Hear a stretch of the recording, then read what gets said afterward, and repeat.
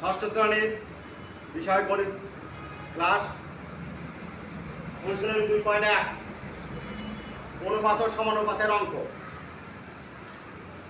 10 নম্বর, পিতা ও পুত্রের বয়সের অনুপাত 14:3।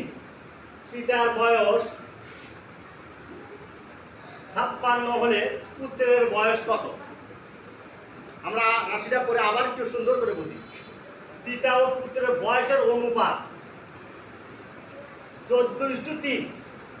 পিতার বয়স 56 বছর হলে পুত্রের বয়স কত? সমাধান: পিতার বয়স ইস্টু পুত্রের বয়স ইকুয়াল টু 14:3 বা অনুপাত মানে ভাগ। অনুপাত মানে ভাগ। পিতা বয়স ইস্টু ভাগ পুত্রের বয়স সমান সমান 14/3। এটা পিতার বয়সের অনুপাত আর এই 3 হচ্ছে পুত্রের বয়সের অনুপাত 14:3। আচ্ছা, তাহলে আমরা কি পিতার বয়স কত আছে? পিতার বয়স 56 বছর।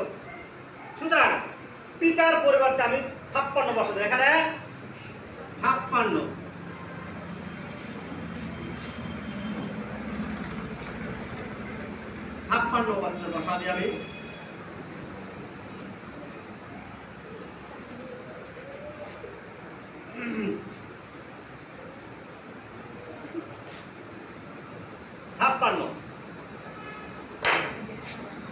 ছাপ্পান্ন আর নিচে পুত্রের বয়স সমান 14:3।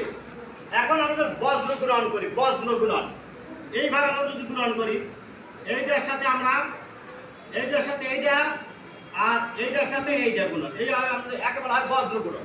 বজ্র গুণন পদ্ধতিতে আমরা কি করি? বজ্র গুণন করে পাই। বজ্র গুণন করে পাই। বজ্র গুণন, বজ্র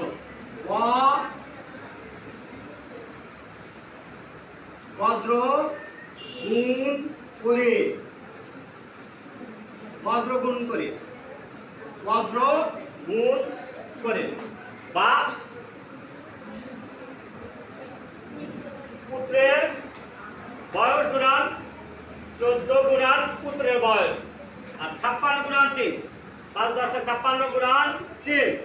সুতরাং পুত্রের বয়স ভাগ 14, শুধু পুত্রের বয়স ভাগ 14, 56 গুণন 3 ভাগ 14। সুতরাং পুত্রের বয়স আমরা 14 যদি 56 ভাগ করে দেই 4 14 56, তাহলে 3 4 12 বছর। সুতরাং পুত্রের বয়স 12 বছর। পুত্রের বয়স হবে 12 বছর।